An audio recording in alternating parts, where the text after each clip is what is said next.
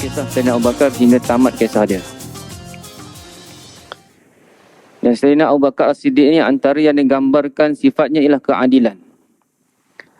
Keadilan ini, ramai yang manusia salah faham, ialah adil ni sama. Adil ni sama. Maksudnya, aku dapat, kau dapat. Itu adil.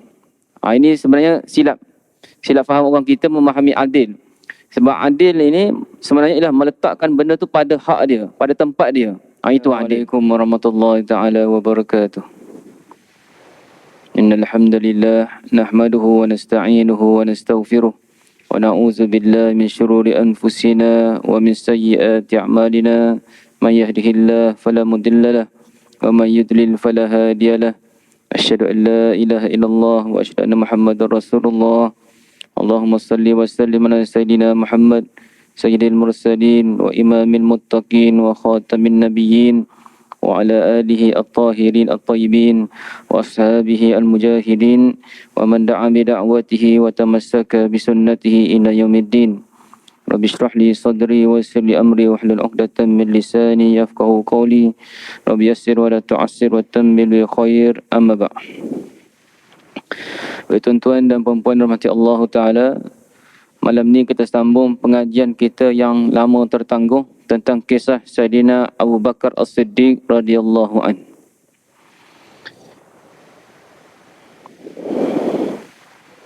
Saya rasa last kita bertemu pada tahun lepas.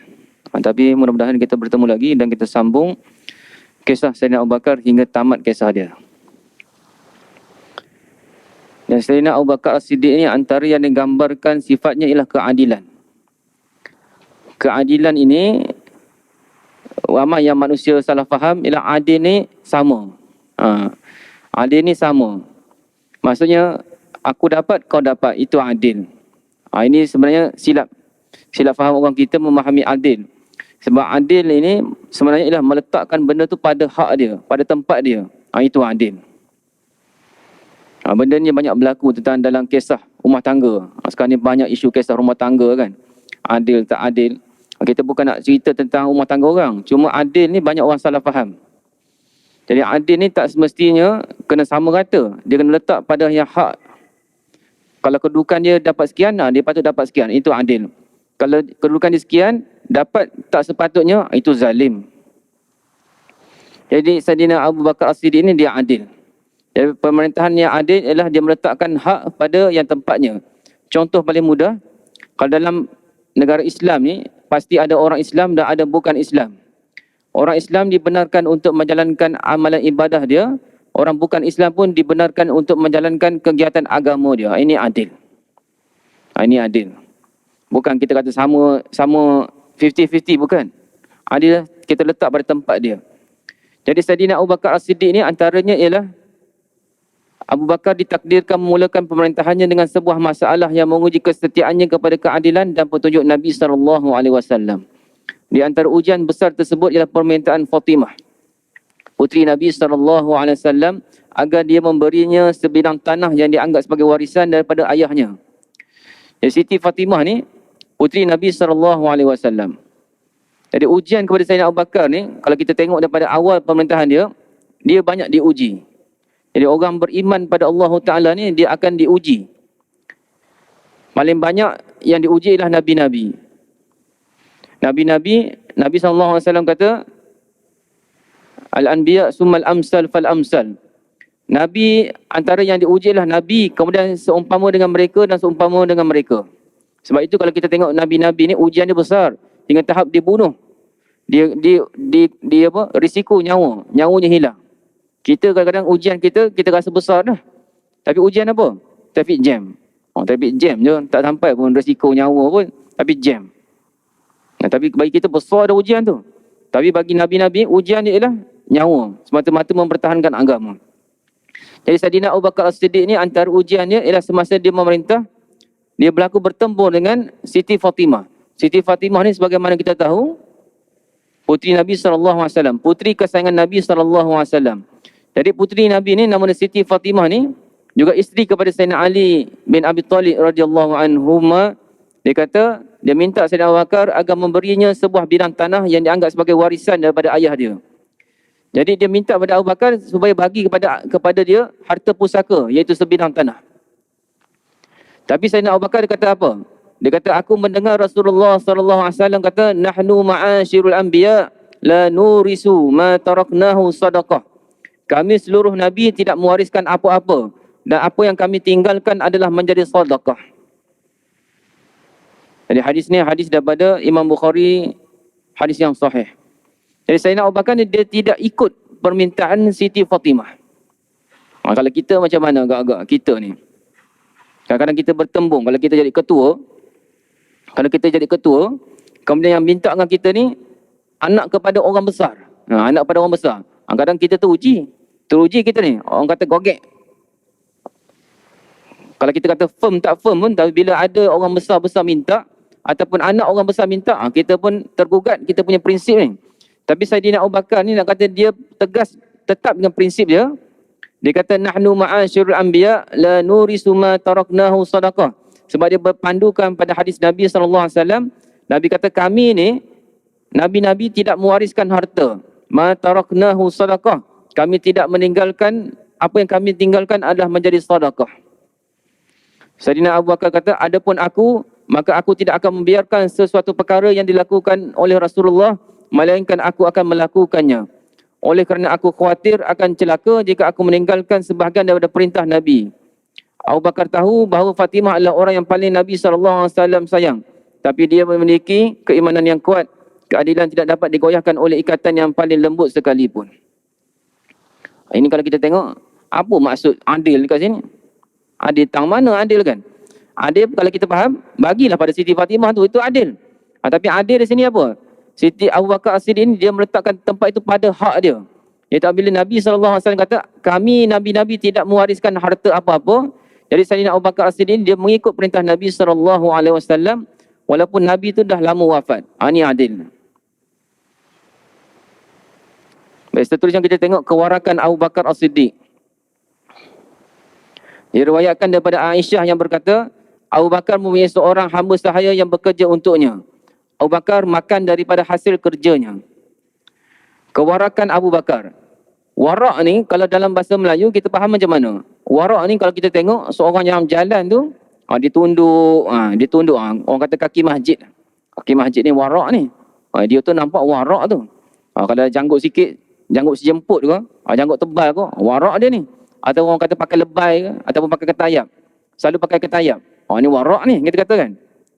Itu pandangan kita. Warak dalam agama sebenarnya apa? Warak dari segi agama ialah menjauhi benda-benda yang haram dan menjauhi benda-benda yang syubhah. Itu warak. Dia kadang-kadang pemahaman istilah ni dari segi konsep Melayu kita ni kadang jauh sedikit berbeza dengan pemahaman dari segi agama. Jadi kewarakan Abu Bakar As-Siddiq ini sebagaimana diceritakan oleh anaknya sendiri, Sayyidatina Aisyah radhiyallahu anha, Abu Bakar mempunyai seorang hamba sahaya yang bekerja untuknya. Abu Bakar makan daripada hasil kerjanya. Suatu hari hamba sahaya itu pulang membawa sesuatu, maka Abu Bakar makan darinya. Berkatalah hamba sahaya itu kepadanya, tahukah apa itu? Abu Bakar pun tanya balik, apa? Dia menjawab, aku tadi berpura-pura menjadi dukun untuk seseorang pada zaman jahiliah. Padahal aku tidak menguasai ilmu perdukunan. Aku hanya menipunya lalu dia memberikan aku imbalan. Itulah apa yang sekarang kamu makan. Jadi Sayyidina Abu Bakar ni dia makan sesuatu yang hamba sahayanya bawa. Jadi hamba saya pun tanya, tahukah kamu apa yang kamu makan tu?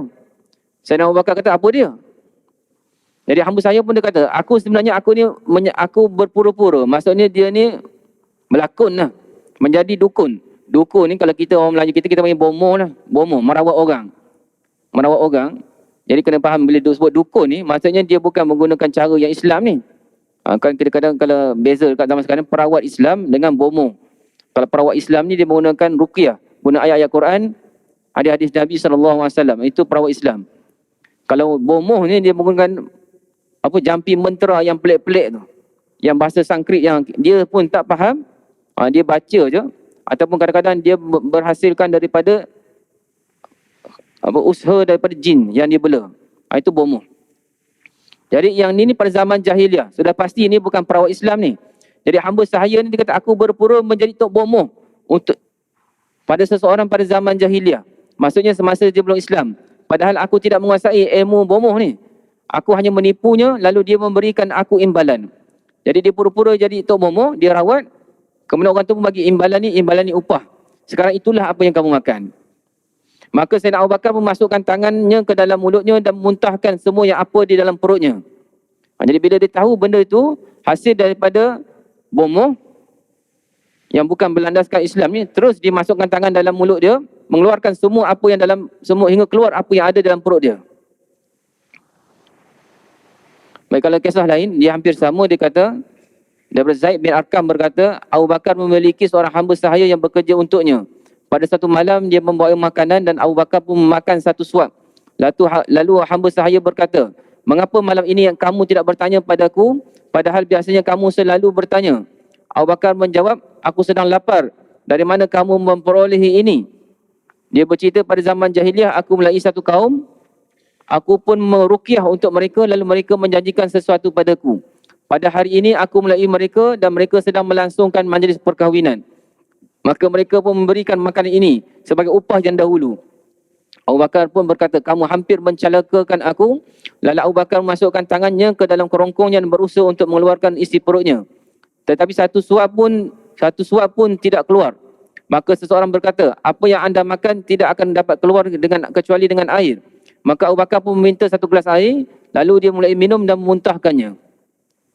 Jadi ini kisahnya lebih panjang sikit. Kisah dia, hamba ni dia kata pada masa dulu ni aku bomoh. Kalau yang tadi dia kata dia berlakon jadi bomoh, jadi berkurang. Sama ada orang yang sama ataupun hamba yang berbeza. Tapi kesimpulan yang kita dapat, hamba ni dia buat satu kerja, dia mendukun orang. Dia merawat orang dengan ruqyah. Jadi ruqyah di sini jangan kita faham ruqyah dengan Quran. Ruqyah sini maksudnya jampi mentera yang tidak berlandaskan Quran dengan hadis. Jadi apabila dia pada masa dulu ni, dia meruqyah orang tu tidak menggunakan cara Quran, cara jampi mentera ni, ataupun lebih malang lagi kalau dia menggunakan tilik nasib ataupun menggunakan jin, benda tu tidak dibenarkan dari segi syarak. Jadi benda tu kalau ikut dari segi hukum haram. Haram kita mengambil, kita melakukan dukun atau melakukan bomoh, kita mengambil hasil daripada itu haram. Dan kadang-kadang dia boleh bawa pada syirik, terutama mereka yang bomoh ni. Sebab apabila dia bomoh ni, dia akan panggil jin. Jadi nak panggil jin ni kadang-kadang dia melakukan perkara syirik. Barulah jin tu akan berhikmat kepada tok bomoh tu. Jadi kita ni kadang-kadang kita kena hati-hati tuan-tuan. Terutama kalau kita ni sakit. Kita sakit, bila orang sakit ni, apa sahaja orang kata yang boleh rawat, kita pergi. Jadi kita kena hati-hati. Adakah orang tu betul-betul dia merawat ikut syariat ataupun dia mengikut cara bukan syariat? Ini kena hati-hati. Ramai orang kita tertipu. Kadang-kadang yang dia kata perawat Islam, tapi adakah betul-betul perawat Islam? Tu kena hati-hati juga. Kadang-kadang dia pergi perawat Islam, pergi kat situ, dia pun dia kata aku nak scan. Dia pun scan. Dia scan orang tu, dia kata ada 101 ekor jin. Macam mana dia boleh tahu 100 ekor jin? Sedangkan jin tu kan benda gaib. Tak ada orang nampak. Tapi dia boleh nampak. Dia boleh kira 101 ekor jin. 101 ekor jin. Dia kata seekor jin dia punya kiraannya mungkin RM500 nak keluar. Kalau 100 ekor jin berapa? 101 kali 500. Berapa dah tu? 500 lebih dah. Sebab tu setengah-setengah orang pergi perawat Islam ni dengan harapan nak sembuh, tapi dia keluarkan duit beribu-ribu. Itu zaman sekarang. Tapi kita ni sebab nak baik punya pasal, kita redah je. Tapi kena hati-hati tuan, takut-takut kita sebenarnya terjebak dengan bomoh yang menyamar sebagai perawat Islam. Sebab sekarang ni bomoh, kalau dia nak kerja sebagai bomoh, tak laku. Kalau dia buat iklan, bomoh masyhur boleh merawat, contoh melawat santau ke, melawat kecil manis ke, melawat apa, kerasukan ke, tak laku sekarang ni bomoh. Sebab orang tahu bahawa bomoh ni tak betul, tak ikut syariat.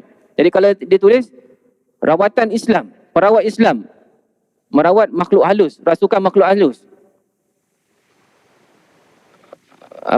anak menangis tengah malam. Kalau dia buat iklan tu, dia tampal kat masjid dekat tepi koridor tu ke, laku, mesti orang call dia. Sebab apa? Ini perawat Islam. Jadi bomoh sekarang ni, dia nak cari makan, dia akan menyamar menggunakan nama atas nama perawat Islam. Ini yang kata penunggang agama ni.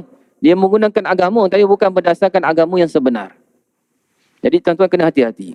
Kita nak baik memang baik, tapi carilah yang sebenar-benar dia. Jadi kita kembali pada kisah hamba ni.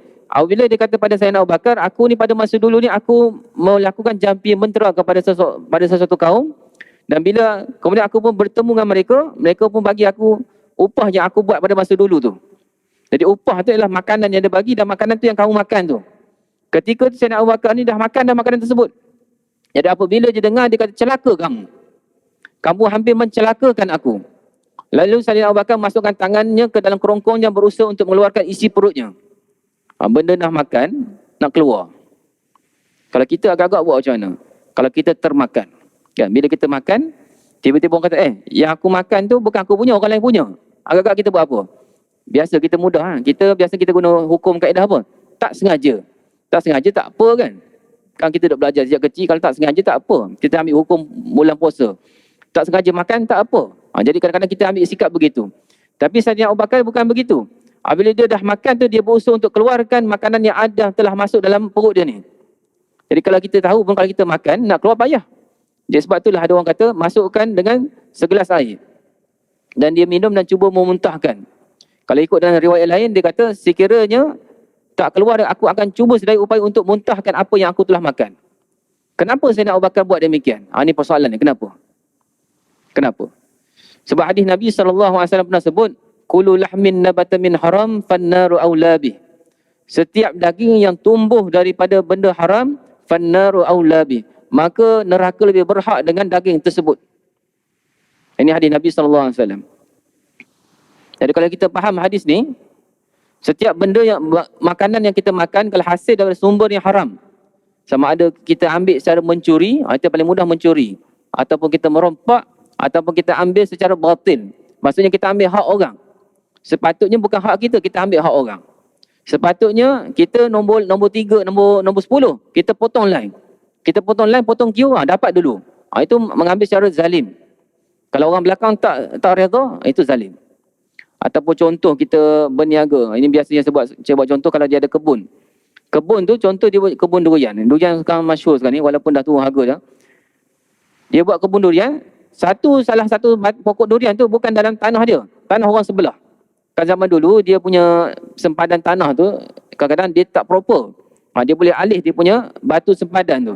Jadi dia alih batu sempadan, satu pokok durian tu bukan tanah dia, tanah orang sebelah. Jadi dia termakan hasil daripada orang sebelah. Jadi itu haram sebenarnya. Jadi kalau ikut hadis Nabi SAW, setiap makanan yang kita makan tu, dia neraka lebih berhak ke atas daging tersebut. Sebab kalau contoh kita makan burger. Kalau kita makan burger daripada sumber yang haram. Jadi bila burger tu masuk dalam badan kita ni, adakah burger tu akan jadi burger dalam badan kita? Bila masuk dalam badan kita, burger tu dia bertukar menjadi apa? Dia bertukar menjadi darah, bertukar menjadi air, bertukar menjadi sel, menjadi tulang. Dia akan bersamadi dengan tubuh kita ni. Itu maksudnya kalau kita berjalan tu, kita berjalan dengan membawa benda yang haram. Jadi apabila Nabi SAW kata fannaru aula bih, maksudnya neraka tu lebih berhak dengan tubuh kamu tu. Jadi sebab itulah Sayyidina Abu Bakar ni, dia seboleh daya upaya tidak mahu bahawa makanan yang dia termakan tu menjadi sebati, menjadi darah daging dia. Itu dia. Ini bagaimana kalau kita lihat bagaimana waraknya Sayyidina Abu Bakar As-Siddiq. Ini warak. Warak maksudnya kita menjaga tubuh kita ni daripada makan benda yang haram dan benda yang syubhah. Ini warak. Maksud warak yang sebenar. Kalau kita tengok ada satu kisah yang lain, bagaimana berlaku pada Hasan dengan Husin. Hasan dengan Husin ni kan cucu Nabi SAW. Jadi pada suatu hari, Hasan dengan Husin ni, dia makan sebiji korma, buah tamar tu. Cucu Nabi. Kalau kita sebut cucu ni kan, kalau siapa ada cucu tahulah beza cucu dengan anak. Cucu dengan anak ni dia punya kedudukan dia berbeza. Cucu ni lebih tinggi daripada anak. Walaupun dari segi kedudukan keluarga, anak lebih tinggi. Tapi kalau dari segi kasih sayang, atuk dengan cucu mana lebih sayang? Sayang cucu lagi.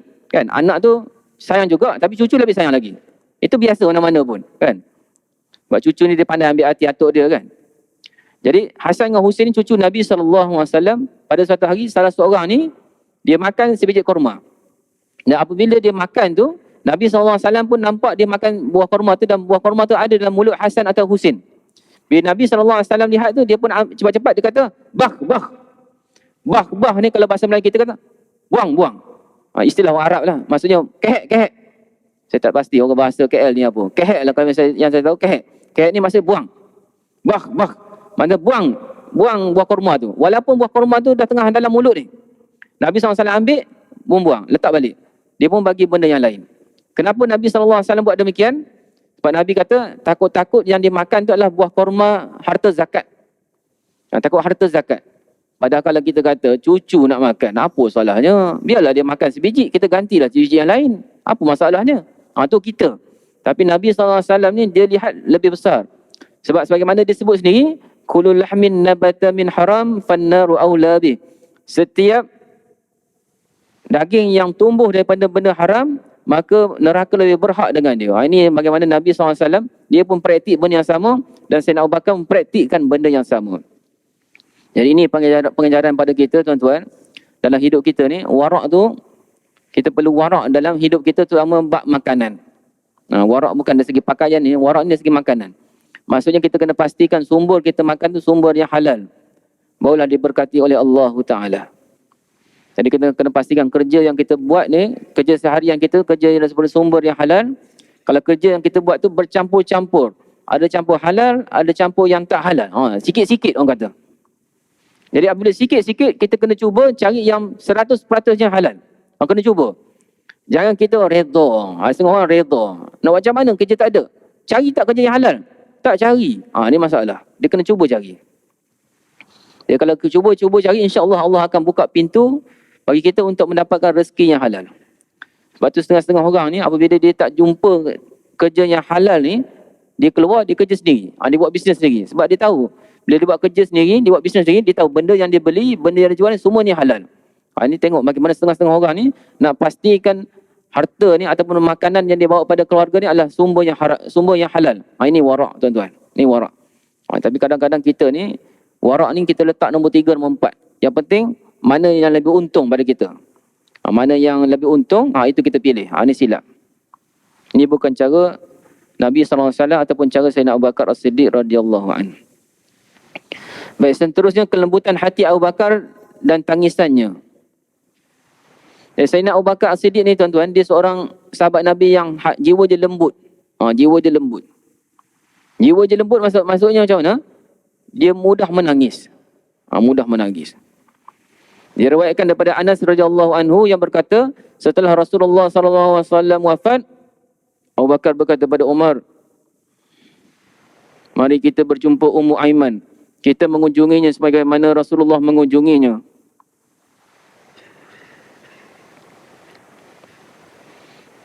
Ketika keduanya tiba di sana, Ummu Aiman pun menangis. Keduanya lantas berkata kepadanya, apa yang membuatkan kamu menangis? Bukankah apa yang ada di sisi Allah lebih baik bagi Rasulullah? Ummu Aiman menjawab, aku tidak menangis kerana aku mengetahui apa yang ada di sisi Allah adalah lebih baik bagi Rasulullah. Tapi aku menangis kerana wahyu telah terputus dari langit.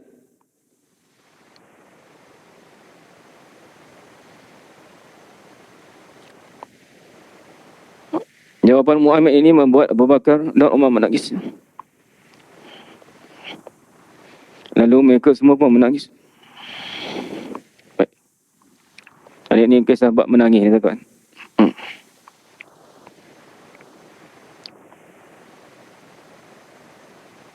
Baik, ini satu lagi kisah bagaimana. Jadi dia menangis ni bukan sebab Nabi tak ada, sebab wahyu daripada Allah tak ada. Itu menangis. Jadi menangis ni kadang-kadang bagi kita masyarakat Melayu ni benda pelik kan. Menangis bagi kita bila kehilangan seseorang. Bila orang tu meninggal ataupun ada orang yang terdekat yang kita sayang meninggal, kita menangis. Contoh, ibu bapa kita menangis, ibu bapa kita meninggal, kita menangis. Anak kita meninggal, kita menangis. Sahabat kita meninggal, kita menangis. Ataupun orang yang cukup kita kasihi meninggal, kita menangis. Kebiasaan begitu. Dalam sejarah orang yang Melayu kita begitu menangis. Tapi kalau kita tengok dalam dunia Arab bukan begitu. Dunia Arab ni dia pelik. Dan dunia Arab ni pelik. Sebab tu kalau tuan-tuan biasa kalau sembahyang di negara Arab ni, terutama kalau contoh di semasa bulan tarawih. Bulan tarawih kan dia baca panjang. Jadi bila baca panjang ni, kita boleh dengar kadang ada jemaah yang menangis. Tu. Kalau kita sembahyang kita buat umrah pun, kalau kita buat umrah, kalau kena dalam bulan Ramadan, Kita pergi semayang, kadang-kadang ada yang jemaah menangis, kadang-kadang imam tu menangis. Tapi yang peliknya apa? Kita tak menangis. Kita tak menangis. Sebab apa? Kita tak faham. Tu dia. Kita tak faham. Kadang-kadang kita tak faham kenapa imam ni menangis. Sebab kita tak faham apa yang imam tu baca. Imam tu baca, dia faham. Tu masalah dia. Sebab tu untung kalau orang yang faham bahasa Arab. Untung orang yang faham bahasa Arab, yang belajar bahasa Arab. Dan kalau contoh dia suka baca Quran, kalau imam tu baca surah yang biasa dia baca, jadi dia biasa tengok terjemahan tu. Jadi apabila imam tu baca, dia tahu imam sebut pasal ni, imam sebut pasal ni. Jadi kalau imam menangis tu, dia pun boleh turut sama menangis. Itu.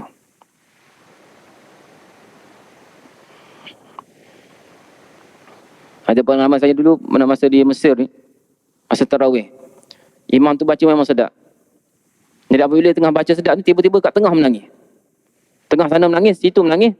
Sini menangis, sini menangis. Semua menangis, satu surau tu menangis. Ni orang Arab. Orang Arab. Tapi kalau kita kat Malaysia ni pelik kan, kita kata, apa cerita ni? Nak semayang ke nak apa? Kita macam tu.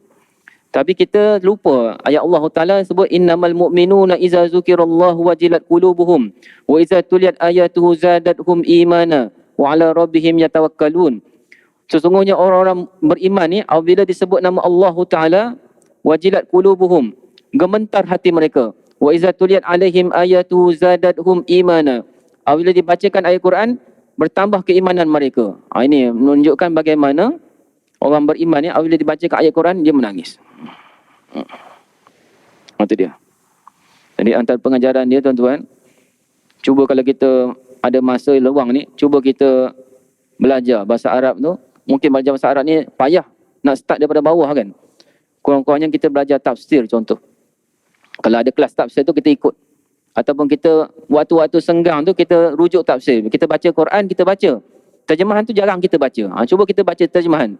Sekarang ni mudahnya, dalam handset kita ni semua benda ada. Handset ni benda baik ada, benda buruk ada, semua ada dalam ni.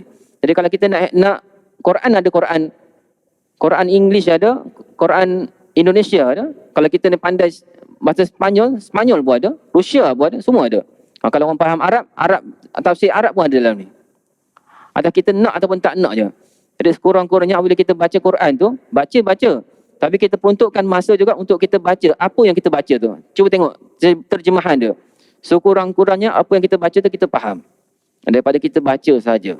Itu antara yang perlu kita cuba kita tambahkan ataupun kita adjust dalam diari hidup kita pada tahun ni. Sekurang-kurangnya bila orang sebut Quran ni, dia orang baca, kita faham. Itu dia, kena tambah. Baik. Kezuhudan Abu Bakar terhadap dunia. Daripada Zaid bin Arqam bahawa Abu Bakar meminta air, lalu seseorang datang membawa tabung berisi air dan madu. Ketika dia mendekatkan ke mulutnya, dia menangis. Cerita menangis lagi ni. Dia dan orang-orang sekelilingnya menangis. Kemudian dia diam. Sedangkan orang lain tetap menangis. Kemudian dia kembali lalu menangis hingga mereka tidak dapat bertanya kepadanya. Kemudian dia mengusap wajahnya dan tersedar. Lantas mereka bertanya, apa yang membuatkan kamu menangis seperti itu? Dia tengok bila Abu Bakar menangis, orang lain sekeliling pun menangis. Lepas habis tu bertanya, kenapa kamu menangis wahai Abu Bakar? Sayyidina Abu Bakar kata, aku pernah bersama Nabi SAW dan aku melihat baginda mendorong sesuatu. Lalu baginda berkata, jauhlah kamu dari aku. Menjauhkan kamu dari aku. Padahal aku tidak melihat apa-apa pun. Maka aku pun bertanya pada Nabi, wahai Rasulullah, aku melihat kamu mendorong sesuatu, padahal aku tidak melihat sesiapa pun. Nabi SAW berkata, dunia ini menampakkan diri dengan apa yang ada padanya. Maka aku berkata padanya, menjauhkanlah diri daripada aku.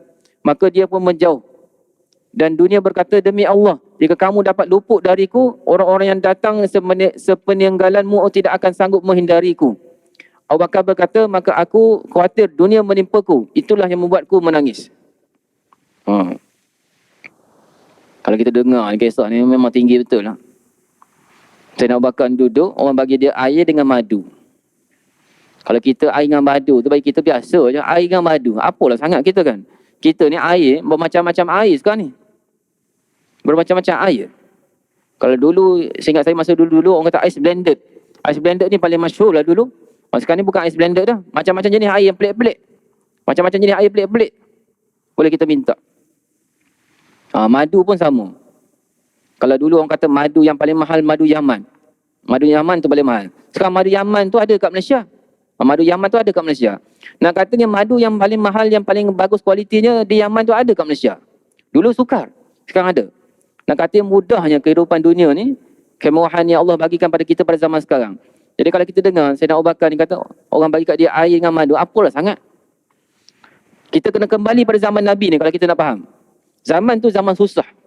Zaman susah ni dia berbeza dengan zaman kita ni. Zaman kita, kalau orang letak air dengan madu bagi kita biasa je. Tapi kalau zaman susah, orang letak air dengan madu, satu benda yang amat bernilai.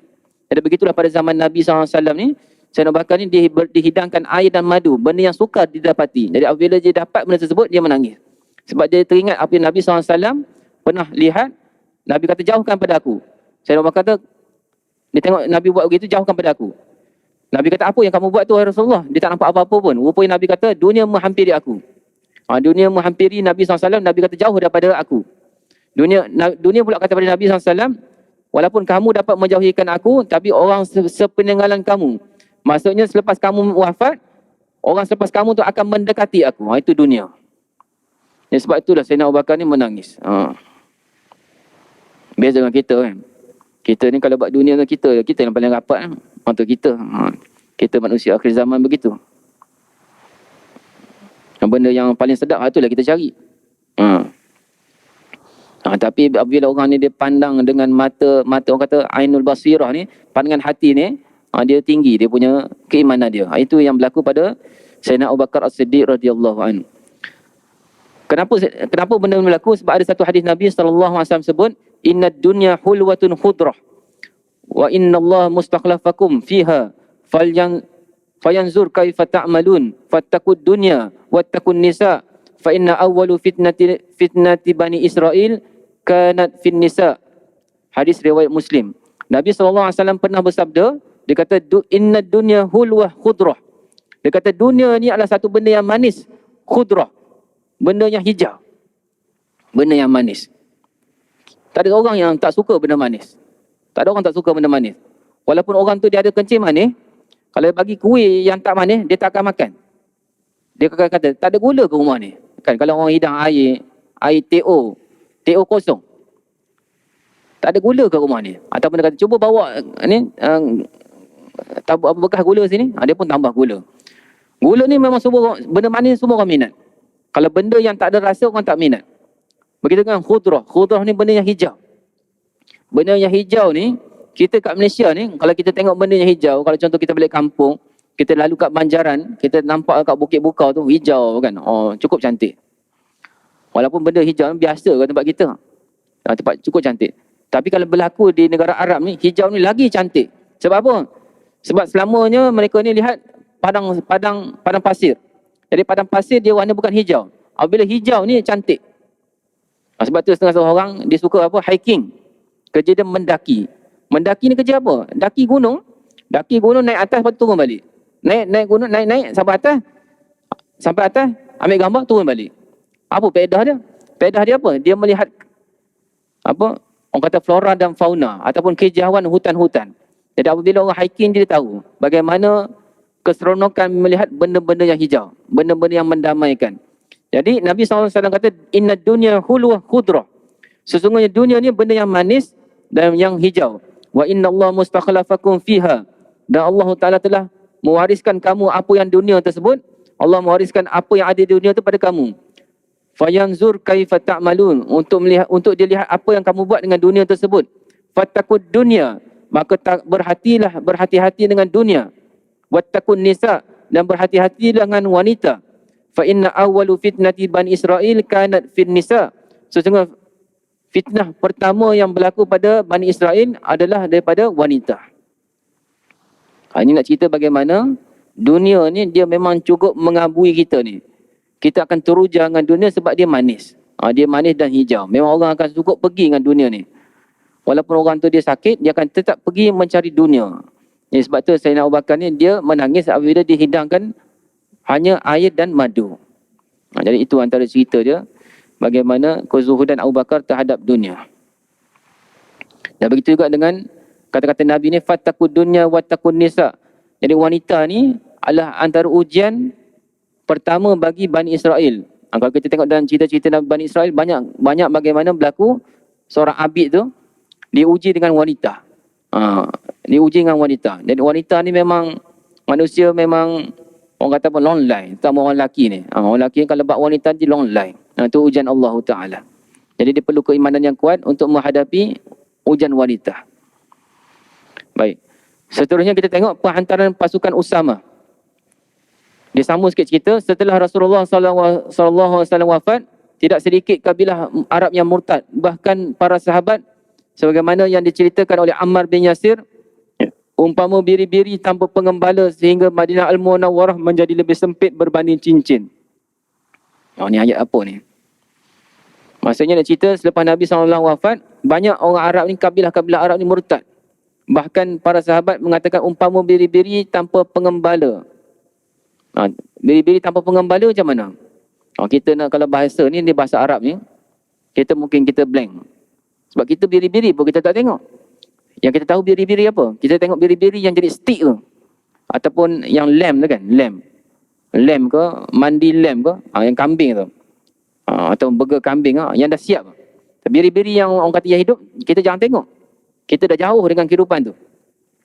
Dan kalau kita tengok biri-biri macam mana? Kalau kat Mesir ni, kat Mesir, saya duduk kat Mesir, kebetulan kat kawasan kampung tu, masih tengok lagi orang Arab ni, dia bela kambing dengan biri-biri. Jadi biri-biri yang kambing macam mana? Dia biri-biri dengan kambing, dia akan jalan depan. Dia punya pengembala kat mana? Kat belakang, buat kayu. Jadi buat kayu tu, dia akan kawal biri-biri supaya tidak melencong. Sebab biri-biri dengan kambing ni, dia suka buat cerita dia sendiri. Bila dia jalan ramai-ramai, kadang-kadang ada seekor tu, dia akan pergi ke sana. Jadi masa situ lah pengembala dia akan guna dia punya kayu ni, dia pukul supaya masuk balik jemaah. Jalan lagi, mesti ada seekor tu akan pergi ke belakang, ke tempat lain pula. Kadang-kadang ada seekor tu berhenti, nak buat apa tu? Itu perangai biri-biri dengan kambing. Jadi begitulah kalau disebut seolah-olah biri-biri tanpa pengembala, maksudnya apa? Maksudnya orang Arab ketika tu bagaikan tidak ada pemimpin yang memimpin mereka kepada benda yang benar. Sebab tu yang ramai murtad. Sebab mereka merasakan bila Nabi SAW wafat, maka Islam tu dah habis.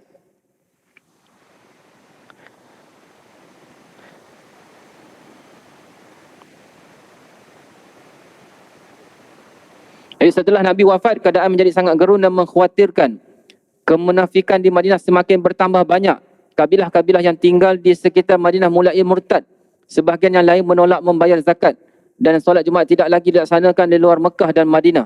Juwas di Bahrain adalah desa pertama yang mendirikan solat Jumaat setelah orang ramai kembali ke jalan yang benar sebagaimana disebut dalam Sahih Bukhari daripada Ibn Abbas. Kabilah Saqif di Taif tetap teguh di atas Islam. Mereka tidak meninggalkannya dan tidak murtad darinya. Ini nak cerita bagaimana suasana tu. Bila orang murtad ni sampai, boleh katakan sekeliling Madinah tu kebanyakan murtad. Kalau kita tengok, bila Nabi SAW wafat ni, seluruh jazirah Arab, seluruh semenanjung Arab tu semua masuk Islam. Itu yang dulu dalam surah Al-Fath. Apabila kamu lihat manusia ni masuk Islam bergombolan, semua masuk Islam. Jadi, tapi apabila Nabi SAW wafat, kabilah-kabilah Arab ni murtad. Jadi apabila berlaku demikian, para sahabat mengusulkan pada As-Siddiq untuk tidak memberangkatkan pasukan Usama kerana pasukan itu diperlukan untuk melakukan tugas yang lebih penting. Selain itu, pasukan tersebut dipersiapkan ketika dalam keadaan normal. Selain itu, pasukan tersebut dipersiapkan ketika keadaan normal. Di antara orang yang mengajukan usulan ini kepada Abu Bakar adalah Umar Al-Khattab. Jadi cerita pasukan Usamah ni apa? Usamah bin Zaid ni, semasa Nabi SAW gering, Nabi SAW dia persiapkan satu pasukan dikuasai oleh Usamah bin Zaid. Usamah bin Zaid ni ialah anak kepada Zaid bin Harisah. Zaid bin Harisah ni kalau tuan-tuan ingat, asalnya anak angkat Nabi SAW. Semasa di Mekah, Zaid bin Harisah ni namanya Zaid bin Muhammad. Kerana Allah kata tak boleh kamu binkan dengan bapa angkat kamu. Jadi dia tukar balik jadi Zaid bin Harisah. Jadi Zaid bin Harisah ni dia yang berkahwin dengan Ummu Aiman. Ummu Aiman tu itulah dia punya isteri dia. Jadi lahirlah Usamah bin Zaid. Jadi Usamah bin Zaid ni ketika dipersiapkan untuk memimpin pasukan ni, umur dia 16 tahun. 16 tahun kalau kita zaman sekarang ni, tingkatan 4. Tingkatan 4. Dan apabila dipersiapkan dalam misi tersebut, ada sahabat-sahabat besar yang ada dalam pasukan tersebut, antaranya Sayyidina Umar Al-Khattab radhiyallahu anhu. Dan ada juga panglima-panglima tentera yang lain, contohnya Sa'ad bin Abi Waqqas. Ini panglima-panglima tentera yang besar. Jadi nak katanya Usamah bin Zaid ni dia tingkatan 4, ketua, sahabat-sahabat besar duduk dalam pasukan dia. Jadi apabila semasa Nabi SAW kering, Nabi persiapkan pasukan tersebut. Apabila Nabi SAW wafat, pasukan itu tidak digerakkan. Dia kata hold tu. Dia punya status hold. Jadi apabila berlaku banyak murtad ni, apabila banyak kemurtadan berlaku ni, Sayyidina Abu Bakar ni dia nak gerakkan balik pasukan yang Nabi SAW gerakkan masa dia kering. Dan Sayyidina Umar kata, tak perlu kita gerakkan pasukan tersebut, kita tunggu dulu. Ini Sayyidina Umar Al-Khattab kata demikian pada Sayyidina Abu Bakar As-Siddiq. Namun Abu Bakar menolak semua itu, dia tetap berkata, demi Allah, aku tidak akan membuka simpul yang telah diikat kuat oleh Rasulullah. Sekiranya burung menyambar kita dan binatang buas menyerbu Madinah, sekiranya anjing-anjing berlarian di kaki-kaki para ummul mukminin, aku tetap akan memberangkatkan pasukan Usamah. Ini nak kata ketegasan Sayyidina Abu Bakar As-Siddiq radhiyallahu anhu. Ini pernah saya sebut dulu. Kalau kita tengok Sayyidina Abu Bakar ni, dari sejarah dia ni memang seorang yang lembut. Jiwa dia lembut. Kalau dia kalau dia semayang, dia solat, dia boleh menangis. Baca Quran, dia menangis. Memang jiwa dia lembut. Sehingga apabila Nabi SAW, bila waktu kering, Nabi SAW kering, kemudian dicalonkan, siapa nak ganti Nabi ni, jadi imam. Jadi Nabi SAW kata, mana Abu Bakar? Siti Aisyah kata, Abu Bakar seorang yang cepat menangis. Maksudnya apa? Apabila dia semayang, dia menangis. Bila menangis menyebabkan orang belakang tak dengar apa dia baca. Itu nak katanya, ni imam ni. Jadi kalau kita dengar kisah Sayyidina Abu Bakar ni, kita boleh tengok, dia ni macam seorang yang lembut. Macam mana pemimpin lembut? Kan? Kita fikir, macam mana pemimpin boleh lembut? Tapi sebenarnya Sayyidina Abu Bakar ni, dia lembut ni semasa dia tidak menjadi khalifah. Bila menjadi khalifah, dia menjadi seorang yang tegas. Itu berbeza. Ini yang kena faham betul-betul. Ramai orang ni dia bersandarkan Sayyidina Abu Bakar ni dia orang yang lembut. Bukan. Ini orang yang tidak memahami kisah Sayyidina Abu Bakar yang sebenarnya. Jadi Sayyidina Abu Bakar ni apabila dia jadi khalifah, dia teruskan pergerakan pasukan Usamah. Sebab dia kata apa? Demi Allah, aku tidak akan membuka simpul yang telah diikat kuat oleh Rasulullah. Kemudian dia sambung dari segi bahasa Arab dia ni, sastra dia. Sekiranya burung menyambar kita dan binatang buas menyerbu Madinah, sekiranya anjing-anjing berlarian di kaki-kaki para ummul mukminin, aku tetap akan memberangkatkan pasukan Usamah. Ni kalau kita bayangkan, ni tinggi bahasa dia ni. Maksudnya kalau anjing-anjing tu berkeliaran di kaki-kaki ummul mukminin. Ummul mukminin ni isteri-isteri Nabi ridwanullah alaihim ni. Jadi kalau anjing-anjing tu berkeliaran, aku tetap akan memberangkatkan pasukan Usamah. Katanya dia tetap firm dengan pendapat dia untuk menggerakkan pasukan Usamah. Ternyata pemeriksaan pasukan Usamah membawa kemaslahatan besar ketika itu.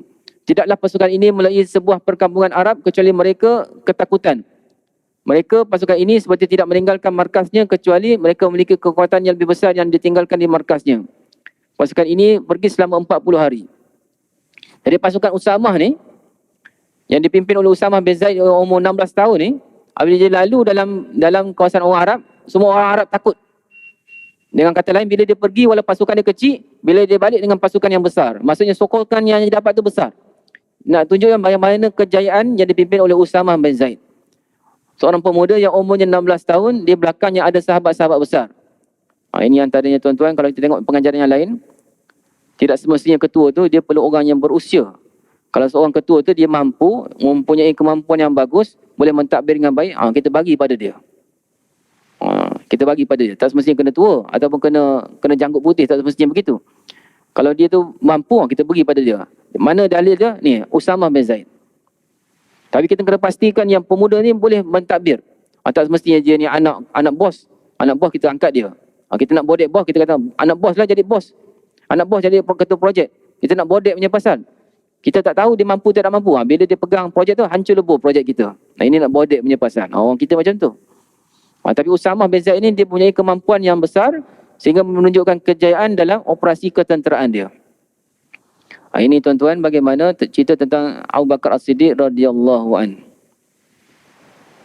Dan insya-Allah tuan-tuan, itu sebut sedikit tentang Abu Bakar As-Siddiq, dan kita akan sambung lagi kisah ini dalam siri yang akan datang